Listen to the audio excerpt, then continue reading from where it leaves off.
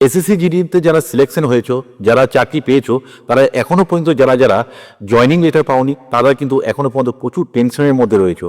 তারা হয়তো কেউ ভাবছো যে কি হবে, এখনো পর্যন্ত কেন আমার জয়নিং লেটার আসছে না। প্রত্যেক দিন তুমি ডাকিয়া আসছে হয়তো কোনো কাজে, তার পিছনে পিছনে যাচ্ছ যে আমার জয়নিং লেটার আসছে কিনা, কি খবর। এইসব নিয়ে কিন্তু তোমাদের মনের মধ্যে অনেক টেনশন রয়েছে। অনেকেই কিন্তু অনেক টেনশনে রয়েছে। অনেকে আমাকে কমেন্ট করছে, অনেকে আমাকে ডিএম করছে যে স্যার আমাদের জয়নিং লেটার কেন আসছে না। তাই আজকের এই ভিডিওটা যাদের যাদের জয়েনিং লেটার এসেছে বা যাদের যাদের জয়েনিং লেটার এখনও আসেনি, যারা টেনশনের মধ্যে আছো, তাদের এই ভিডিওটি শেষ পর্যন্ত যদি দেখো তাহলে তোমাদের টেনশন কিন্তু একদম নিমেষে দূর হয়ে যাবে। দেখো, যাদের চাকরি হয়েছে, যাদের ফাইনাল লিস্টে নাম এসেছে, তাদের চাকরি কেউ আটকাতে পারবে না। তাও তোমার জয়েনিং লেটার আসবে, তোমাদের জয়েনিং লেটার আসবে। যাদের ফাইনাল লিস্টে নাম এসেছে তাদের সবারই জয়েনিং লেটার আসবে।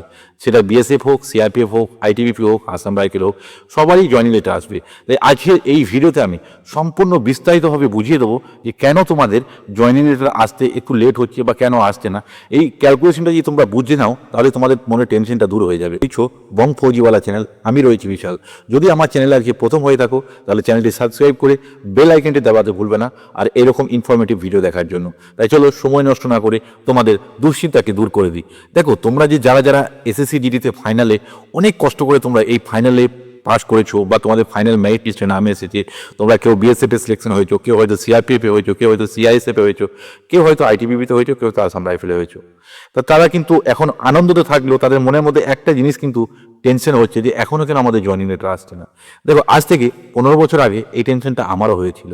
আমি যখন চাকরি পেয়েছিলাম তখন আমার যখন চাকরি জয়েনিং লেটার আসতে যখন দেরি হয়েছিল, প্রত্যেক দিন তখন এখনকার যুগের মতো তখন এত সোশ্যাল মিডিয়া বা ফোন ছিল না। তাই তখন প্রত্যেক দিন সে পোস্ট অফিসে গিয়ে যে ডাকিয়া আছে, যে পোস্টমাস্টার আছে বা যারা ডাকিয়া আছে, তাদের কাছে প্রত্যেক দিন গিয়ে তাদেরকে জিজ্ঞেস করতাম যে আমাদের জয়েনিং লেটার এসেছে কি না এসেছে।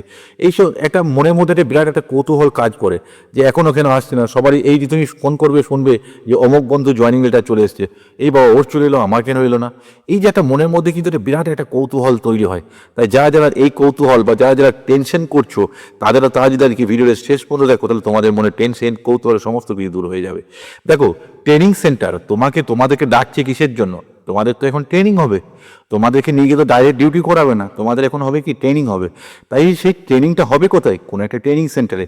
তাই সেই ট্রেনিং সেন্টার যদি খালি না থাকে তাহলে তোমাদেরকে নিয়ে গিয়ে রাখবে কোথায়? দেখো, এখন বর্তমানে আমি আমার বিএসএফ, আমি যেহেতু বিএসএফে চাকরি করি, আমি বিএসএফের কথা বলছি। বিএসএফের বেশ কয়েকটি ট্রেনিং সেন্টারে কয়েক হাজার ছেলে মেয়ের পাসিং আউট হয়েছে।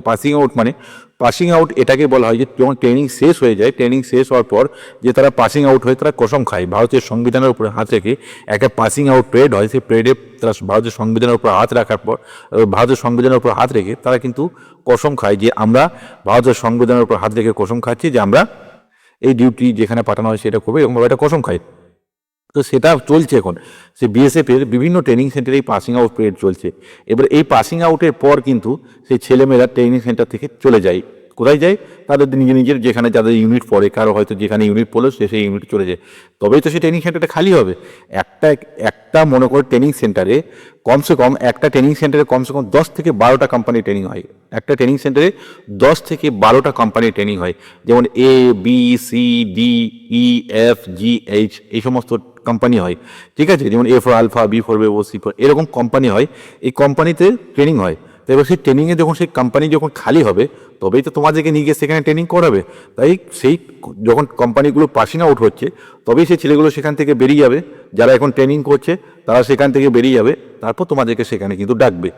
অতএব তোমাদের মনের মধ্যে হয়তো টেনশন হচ্ছে যে আমাদের এই যে সিআইএসএফে হয়তো যা জয়েনিং লেটার চলে এসেছে, আমার বিএসএফে আমার আসছে না কেন? কারণ হয়তো সিআরপিএফে চলে এসেছে, তুমি ভাবছো সিআরপিএফে জয়েনিং লেটার চলে এসেছে, আমার আসছে না কেন? কেউ হয়তো ভাবছে যে বিএসএফে জয়েনিং চলে এসেছে, তাহলে আমার আইটিবিপি আমাদের আসছে না কেন? এই যে একটা কৌতূহল। দেখো, যেখানে যে ডিপার্টমেন্টের ট্রেনিং সেন্টার খালি হয়েছে তারা কি করছে, সেই তখন তারা জয়েন করে নিচ্ছে। আর যাদের ট্রেনিং সেন্টার খালি নেই তারা হয়তো মনে করো যে একটা ট্রেনিং সেন্টার খালি হবে 3টে কোম্পানি, হয়তো মনে করো জম্মুতে দুটো কোম্পানি খালি হবে, ব্যাঙ্গালোরে দুটো কোম্পানি খালি হবে, আর হয়তো মনে করো হাজারিবাগ বা ওই আমাদের ঝাড়খণ্ডে দুটো কোম্পানি খালি হবে। বিএসএফের কথা বলছি। তো এখানে তিন জায়গায় 6টা কোম্পানি খালি হবে। তাই সেই 6টা কোম্পানিতে মোটামুটি একটা কোম্পানিতে 150-180 জন ট্রেনিং করে। তো ততজন ছেলেকে কিন্তু তারা তুলে নিল বিএসএফ। ঠিক আছে, তারা বললো হয়তো তারা দেখা গেল যে ফেব্রুয়ারির মিডিলে মানে ফেব্রুয়ারি যে সেকেন্ড উইক 10 তারিখ 12 তারিখ করে তারা মনে করো সেই জায়গায় ট্রেনিং সেন্টারে ট্রেনিং খালি হয়ে যাবে। তাই তারা কী করলো, এখন থেকে তারা কিন্তু জয়েন করতে শুরু করে দিল, তারা জয়েনিং লেটার পাঠাতে শুরু করে দিল। যে প্রসেসটা যেটা চলে সেটা যেন তোমরা একটু কয়েকটা দিন তোমরা একটু ধৈর্য ধরে অপেক্ষা করো, সবারই জয়েনিং লেটার আসবে, সবাই জয়েনিং লেটার আসবে, সবারই জয়েনিং লেটার আসবে। তাই এই যে কটা দিন তোমরা বাড়িতে আছো, তোমরা কিন্তু কয়েকটা জিনিস কিন্তু তোমরা মাথার মধ্যে রাখবে। যে কটা দিন বাড়িতে আছো, তোমরা বাড়িতে যে কটা দিন আছো, তোমাদের কিন্তু চাকরির পর তোমাদের পুলিশ ভেরিফিকেশন হবে। এটা নিয়ে আমি একটা বিস্তারিত ভিডিও বানাবো, কিন্তু তবুও একটু সংক্ষেপে আমি বলে দিই, তোমরা এই সময় কোনো ঝামেলা ঝঞ্ঝটের মধ্যে জড়াবে না। কেননা তোমাদের যদি কোনো পুলিশ বা কেস বা কিছু হয়ে যায় এই সময়, তাহলে কিন্তু তোমাদের তখন পুলিশ ভেরিফিকেশন অসুবিধা হয়ে যাবে।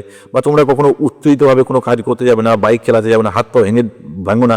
এই সময় যদি হাত পা ভেঙে যায় তাহলে তোমার ট্রেনিংয়ে যেতে পারবে না, একটা বিরাট সমস্যার সৃষ্টি হবে। তাই এই যে সময়টা, এই যে টাইমটা, এই টাইমটা তো শুধুমাত্র মা বাবার হাতে খাবার খাও, মায়ের হাতে খাবার খাও, বাবার বাড়ির লোকের কাছে থাকো, বাড়ির লোকের সময় দাও।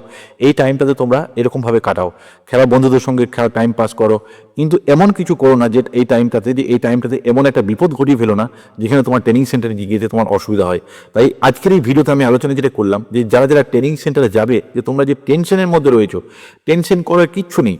তোমরা শুধুমাত্র যে সমস্ত ট্রেনিং সেন্টারগুলি খালি হচ্ছে, সেই ট্রেনিং সেন্টারে তোমরা কিন্তু তাদেরকে ডাকছে, সেটা বিএসএফ হোক, সিআরপিএফ হোক, যে ট্রেনিং সেন্টার খালি হয়ে যাবে সেই ট্রেনিং সেন্টারে আবার তোমাদেরকে ডাক পড়বে।